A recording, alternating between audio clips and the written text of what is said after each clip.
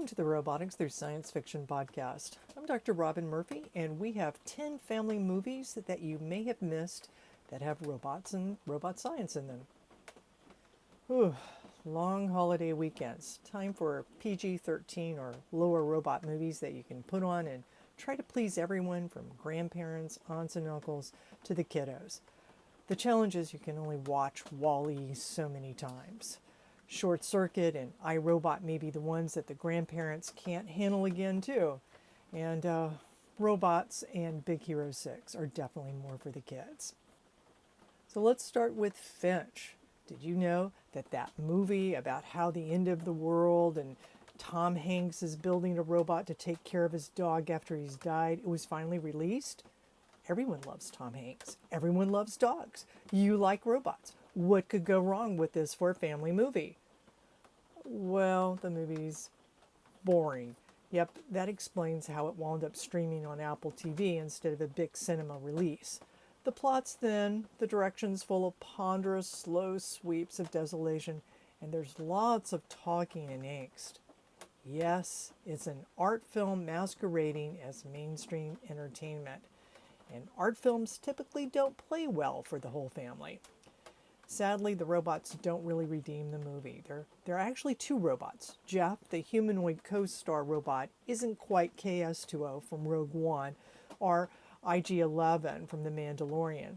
Dewey, who's sort of a non-player character in the movie, looks like Wall-E but acts like a dumbed-down Johnny Five.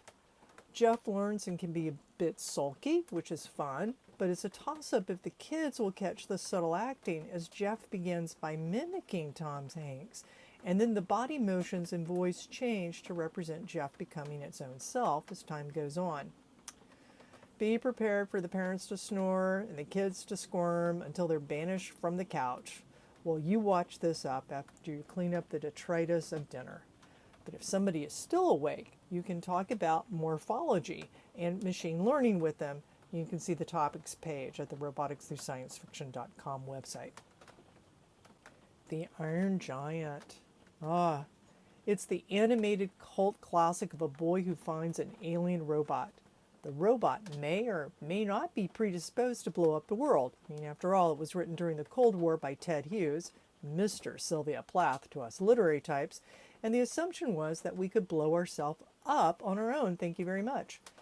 It was Brad Bird's first movie. Brad Bird's the person who would go on and give us The Incredibles and Ratatouille. This overlooked film is right up there with those movies. Plus it has Jennifer Aniston and Harry Connick Jr. as voice talent. Watch the movie. Put on some Harry Connick Jr. swing tunes afterwards to bask in the happy afterglow. And you can talk about robot ethics, especially whether a robot would be pre-programmed with ethics, called deontology, learn ethics by observing others, virtue ethics, or brute force reason about the consequences, consequentialism.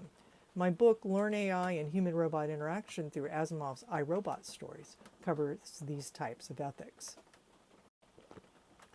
Westworld, the 1973 movie. It's the movie that started the franchise, and it's a family-rated movie, right? It's very different from the HBO series. Yeah, right. The PG-13 is a spoiler alert of just how different it is from the HBO series. Despite its age, it's remarkably accurate as to how robots work and the intense behind-the-scenes effort it takes to keep them running. Yul Brynner is iconic as the man in black, who's actually a robot. See the posting at Robotics Through Science Fiction for more about the movie and how it really reflects robotics, especially computer vision. Robot and Frank. The grown kids, James DeFranco and Liv Taylor, give Dad, Frank Langella, a robot to help him as he struggles with dementia. The family relationship is a bit strained because Dad has spent a lot of their life in jail for jewelry thefts. Peter Skarsgård is the voice of the sincere but naive robot who unwillingly helps Langella with one last heist and help him court Susan Sarandon. The robot's a bit more advanced than real robots, but not by much. The movie may not hold the young one's attention, but the rest of the family should like it. And if you don't want to talk about aging, you can talk about human-robot interaction, which you can learn about at the topics page and at Learn AI and Human Robot Interaction through Asimov's iRobot Stories. Real Steel. Rock'em Sock'em Robots with Hugh Jackman as the once famous robot operator who's reconnecting with his estranged son for a Rocky-like underdog shot at the title with Adam, the outdated robot. Along the way, he begins to stop taking Evangeline Lilly for granted. Yeah. The plot's pretty predictable, but the actors spruce it up and the robots are great, so this is very watchable. Plus, it's fairly accurate on telepresence and portion of the control that are delegated to the robot in what we call a shared autonomy paradigm. You can learn more about telepresence and shared autonomy from my book, Robotics Through Science Fiction. Bicentennial Man, the late great Robin Williams as a robot. Isn't that enough? It's a reasonable pedestrian adaptation of Isaac Asimov's classic story of the same name. A robot who works for a nice family yearns to become a real person and family member, taking about 200 years to make the transition. There's a nice subplot about ethics in robot rights.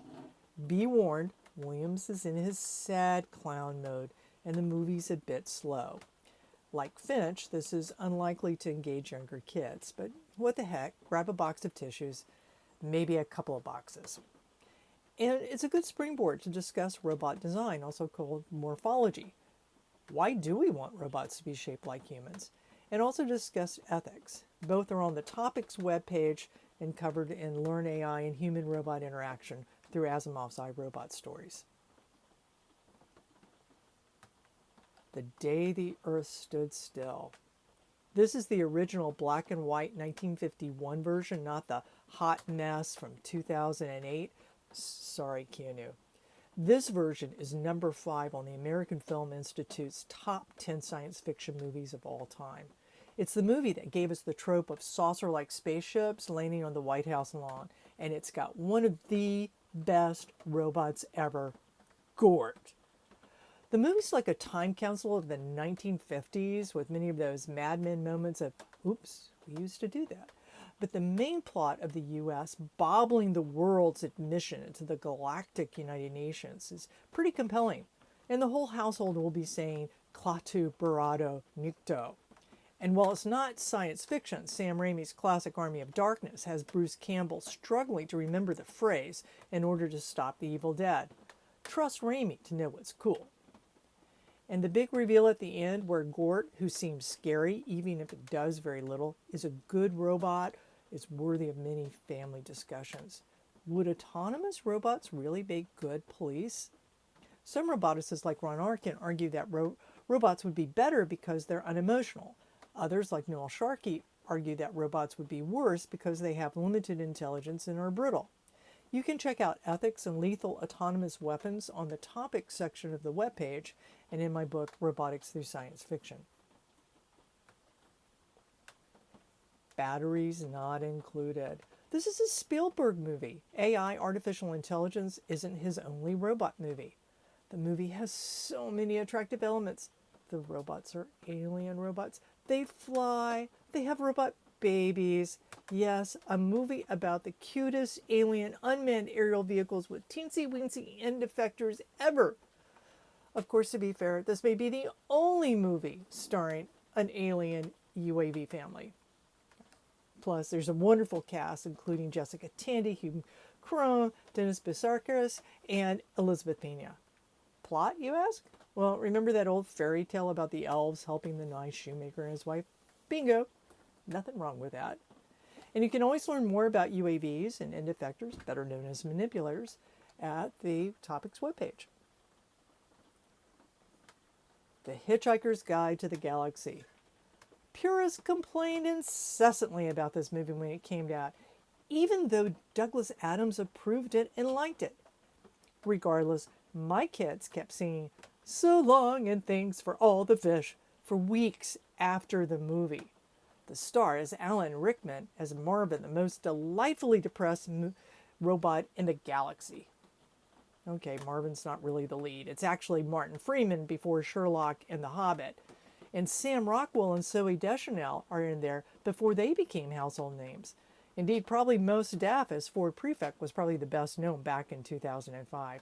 It's lots of fun. So, can robots be depressed? Maybe, but robots are being developed to help people with their depression, so fair is fair. Dante's Peak. Pierce Brosnan is a volcanologist? Maybe, maybe not. Linda Hamilton as a single mom and mayor of a town built next to a dormant volcano. Okay. But Pierce Brosnan and a crew of extras from The Big Bang Theory using a large robot to enter the decidedly not dormant volcano? You better believe it.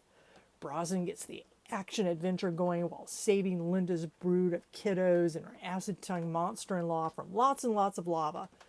My volcanologist colleagues roll their eyes at the lava, but the robot, Spider Legs, is very similar to Samu's Dante robot, which went down a volcano in Antarctica.